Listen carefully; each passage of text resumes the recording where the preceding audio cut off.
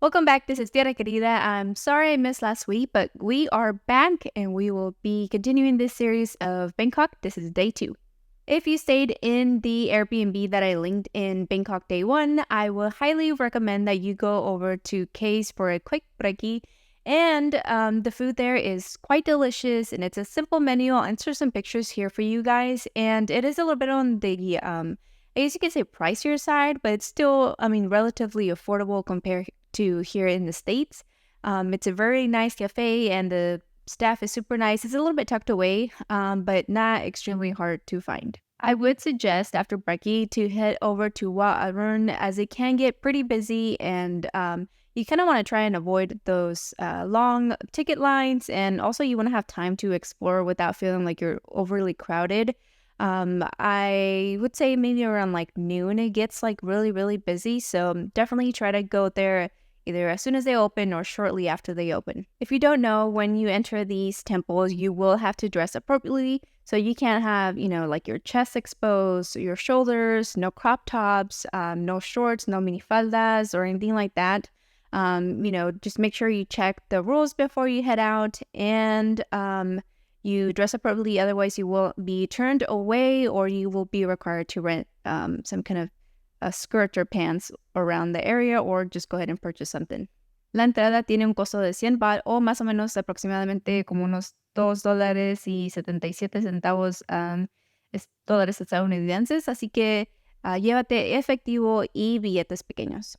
Tu entrada va a incluir una botellita chiquita de agua, pero si vas como mediodía y un poco más tarde, te recomiendo que lleves más agua. No me llevé agua y tuve que comprar agua y otras bebidas cuando estaba allá adentro, porque sí hace bastante calor y pues si no estás comiendo algo o hidratándote, pues sí te puedes o corres el riesgo de que te puedas desmayar, y obviamente cuando estás en vacaciones es lo último que quieres que te pase. Even before I stepped foot inside the actual temple, I was just in awe. You can see it from far away of, just how beautiful and detailed and intricate it is. And, when you step inside, you would just be so amazed and just feeling really grateful that you're able to see and experience all these beautiful temples that, the craftsmanship is just amazing, and you can tell is very thought out, and they put a lot of love into these temples.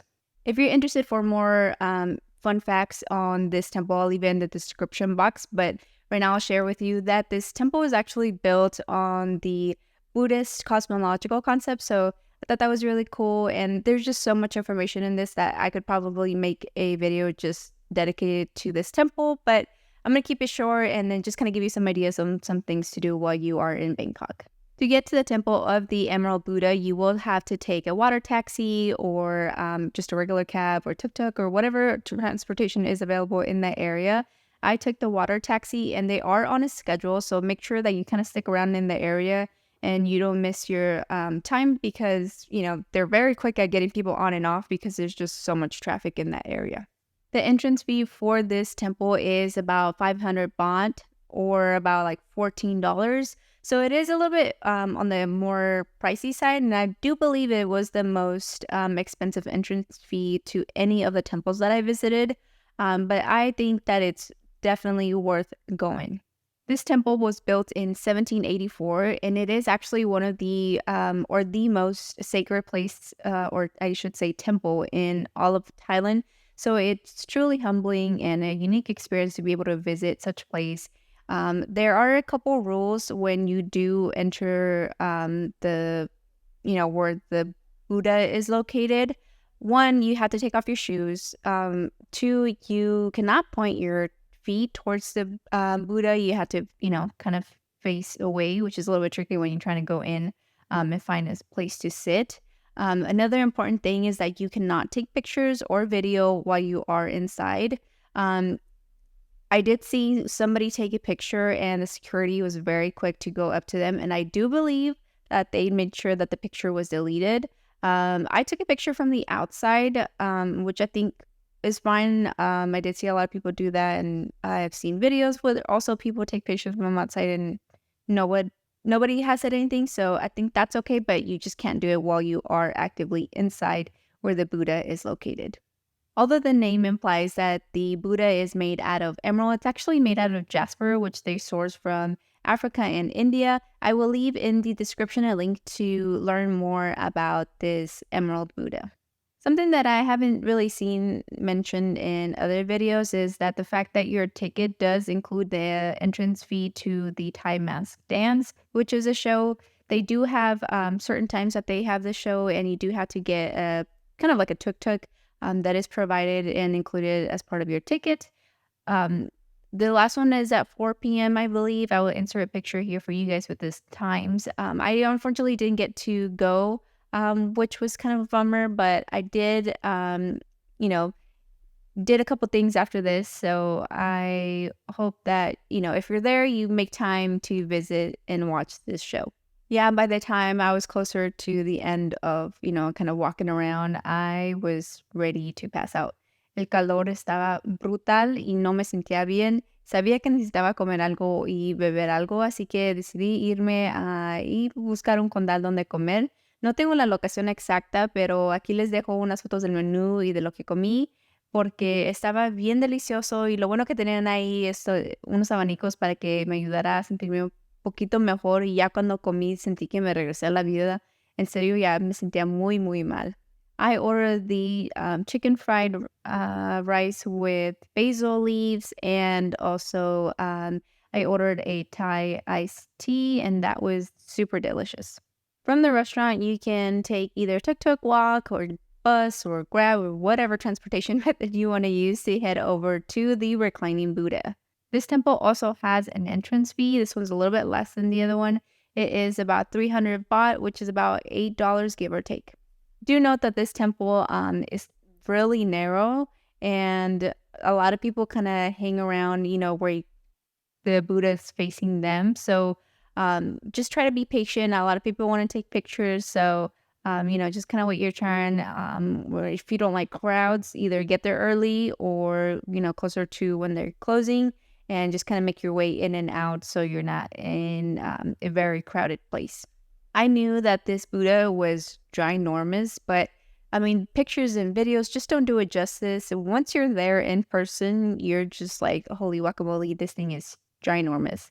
But it's really cool to see in person, and it can be a little bit tricky because of the pillars, but it's fine. Just kind of make your way to where there's some, like, I guess, viewing areas, and they're really cool to just kind of sit there. And also, please don't forget to take a look at the walls behind you, kind of where the Buddha is facing, because there is a lot of very wonderful and hand-painted artwork there. And I know it's hand-painted because there was a gal that was painting or kind of retouching some of the areas that had worn out. I think it's worthwhile sticking around this area, kind of by the reclining Buddha a little bit longer than what you think, just because there's so much more. I think there are temples at Wat Po, and they're just very intricate, just like, all these other temples were just beautiful craftsmanship. And do take your time around and just kind of take in all the beauty. There is a lot to look at, so take a look at a couple and then, leave if you want. After you check out Wat Po, which is, I think, personally worth it to check out, even if you don't walk around the entire, thing. And then from here, you can take a tuk-tuk to the Khaosan Road and check out that area. Now, just to kind of pause on that and talk a little bit on the tuk-tuks, I personally think that they are worth it to do it one time only, just because they're, they tend to overcharge you a lot, and they try to charge you in dollars. So you think, I don't know, $30 is a good deal, but reality it's not. I would suggest that you kind of get an idea on Grab on how much it would take, or how much you would get charged through Grab versus a tuk-tuk, and then kind of negotiate from there. But again, just, give yourself that experience of getting in a tuk-tuk, and do, kind of grab onto the handles because they can get a little wild on the road.